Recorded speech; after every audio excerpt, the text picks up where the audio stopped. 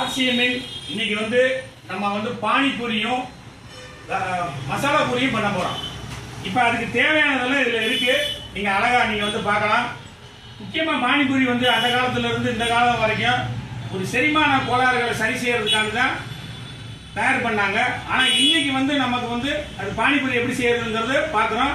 இயற்கையான முறையில் கெமிக்கல் இல்லாத ஒரு விஷயம் நம்ம ஆர்சிஎம்ல வந்து இந்த பானிபூரி தயார் பண்ணுறதுக்கு தயார் பண்ணியிருக்காங்க. அதை எப்படி தயார் பண்ணுறதுன்னு பார்ப்போம். அதே மாதிரி மசாலா பூரி வந்து எப்படி தயார் பண்ணுறதுங்கிறதையும் பார்ப்போம்.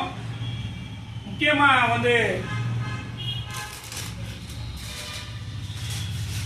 ஆல் குச்சி இது வந்து மசாலா பூரிக்கு நம்ம வந்து யூஸ் பண்ணிக்க போகிறோம். எல்லாமே இருக்கு. நம்ம எப்படி செய்யறதுங்கிறத ஃபர்ஸ்ட் பார்ப்போம். என்னென்ன இருக்குங்கிறத பார்த்துக்குவோம்.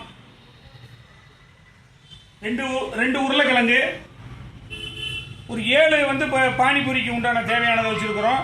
அதுக்கப்புறமா வந்து மசாலா பூரி தேவையானதை ரெடி பண்ணி வச்சிருக்கோம். 2 தக்காளி, 3 வெங்காயம், கொத்தமல்லி, புதினா.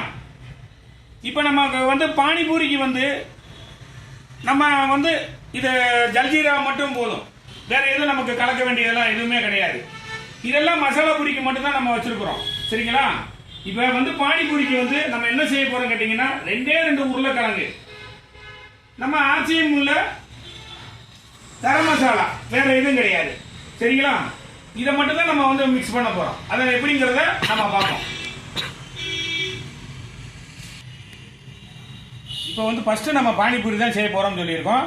இப்போ வந்து உருளைக்கிழங்கும் வெங்காயம் மட்டும்தான் இருக்கு.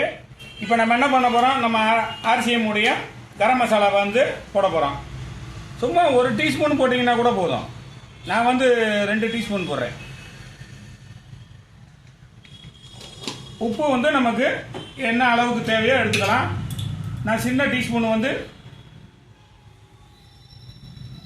1 டீஸ்பூன் தான் நான் போடுறேன் நான். சரிங்களா? அப்படியே நல்லா பிசைஞ்சுக்கிட்டு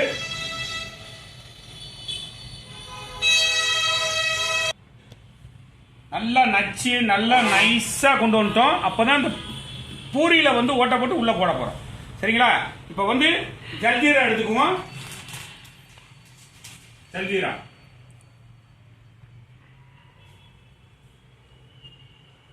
நம்ம ஆர்சிஎம்ல பாருங்க என்னென்னலாம் செய்யறாங்கன்னு மட்டும் பாருங்க.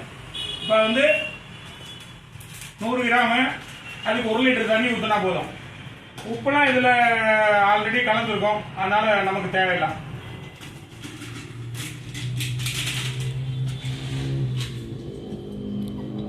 ஒரு லிட்டர் தண்ணி ஊற்றணும் முக்கியமா.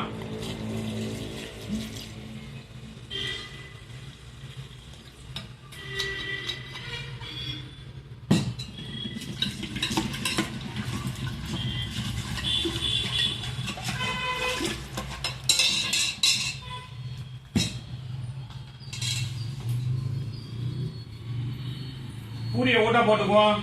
அப்பதான் கரெக்டா இருக்கும்.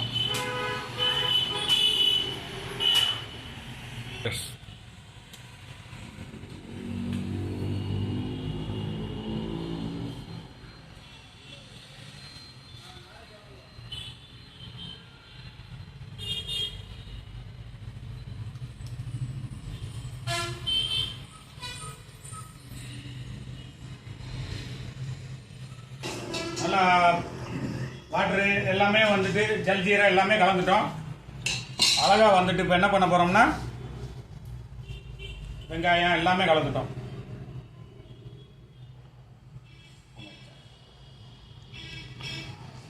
சாப்பிட்டு பார்த்துட்டு எப்படி இருக்குன்னு சொல்லுவாங்க.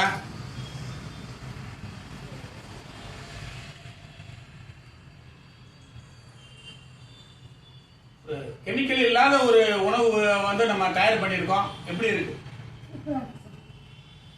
சூப்பர், நல்லா இருக்கு. அடுத்து வந்து மசாலா பூரி தயார் பண்ண போறோம். சரிங்களா?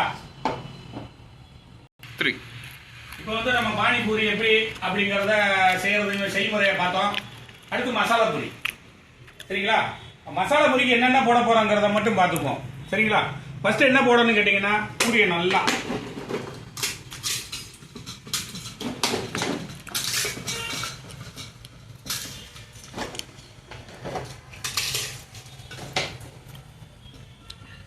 கொத்தமல்லி, புதினா, 2 வெங்காயம், 2 தக்காளி,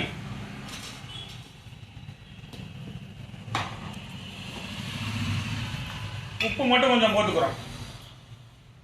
ரொம்ப போடக்கூடாது. ஒரே ஒரு டீஸ்பூன் தான் நம்ம போடுறோம்.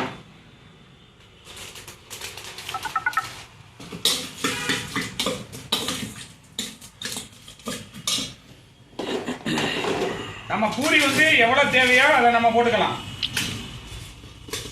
சின்ன பிள்ளைகளுக்கு அப்பதான் ரொம்ப பிடிக்கும். அவங்களுக்கு எல்லாம் பூரி அதிகமா இருந்து சாப்பிட்டு சாப்பிட்டு பழகிட்டாங்க.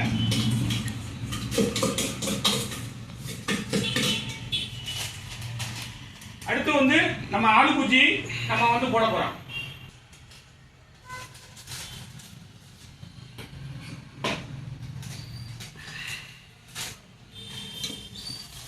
பாதி பாக்கெட் போட்டா போதும், ரொம்ப போடக்கூடாது. ஆலு குச்சியா நம்ம போட்டிருக்கோம்.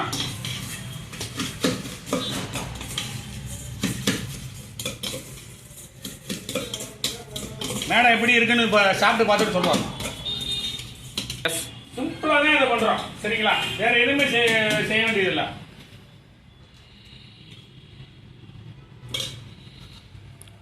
சாப்பிட்டு பார்த்துட்டு எப்படின்னு சொல்லுங்க.